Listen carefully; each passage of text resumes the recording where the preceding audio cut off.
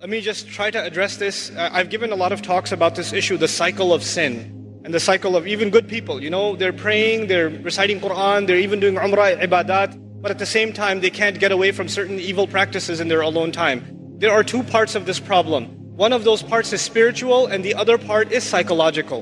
And we have to address both of those parts. Let me start with the psychological only because most of the time when we have these discussions, we don't address the psychological side, we only address the spiritual side. So I'll try to address the psychological side of this a little bit. You have to understand that in psychology, there are triggers.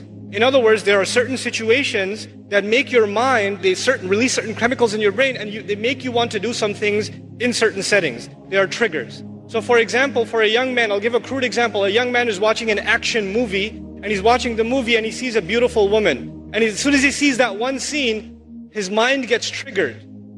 And he pauses the movie and watches something far worse. And he gets into the habit of doing that. It wasn't the movie itself, it was just that one thing that triggered it. Or for some people, when they go back into their apartment or in their room, when they're alone by themselves, bad things happen. When they're by themselves. When they're at the masjid, obviously it doesn't happen. When they're with their friends, it doesn't happen. When they're on their own, it happens. So the first bit of advice for everyone here and myself is you have to identify, when does the sin happen? When I'm by myself. Where am I when it happens? What times does it happen? And if you can identify the problem times and the problem places and the problem situations, you have to try to change those situations. If you're a young man and you have a problem with, the kinds of things that are available on the internet and you're looking at those kinds of things, for example, put your laptop, put your mobile device, put it in the kitchen. So that your mother's walking by, your dad's walking by, and the mobile device, don't put it in your room. And parents, put that stuff in a visible place in the house. These screens are destroying our kids. Seriously. Then the other thing, the spiritual side of this problem.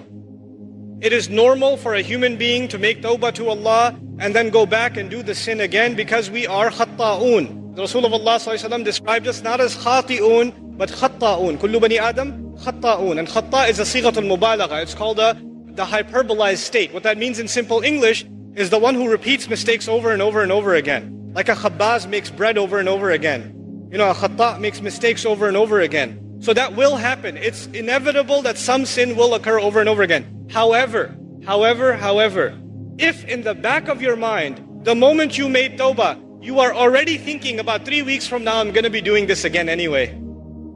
If you're thinking that in the back of your head, then لَيْسَتِ التَّوْبَةِ لِلَّذِينَ يَعْمَلُونَ السَّيِّئَاتِ Tawbah is not for people who continually do evil deeds. They've already accepted it. Allah says, وَلَمْ يُصِرُّوا عَلَى مَا فَعَلُوا They don't insist on what they did. In other words, you have to make a serious, verbalized, conscious commitment. This has to stop. Not that one time you cry and you turn to Allah, I'm so sorry, I can't believe I did this, and you don't do it. You have to figure out a way to get away from this entirely, a serious commitment to yourself.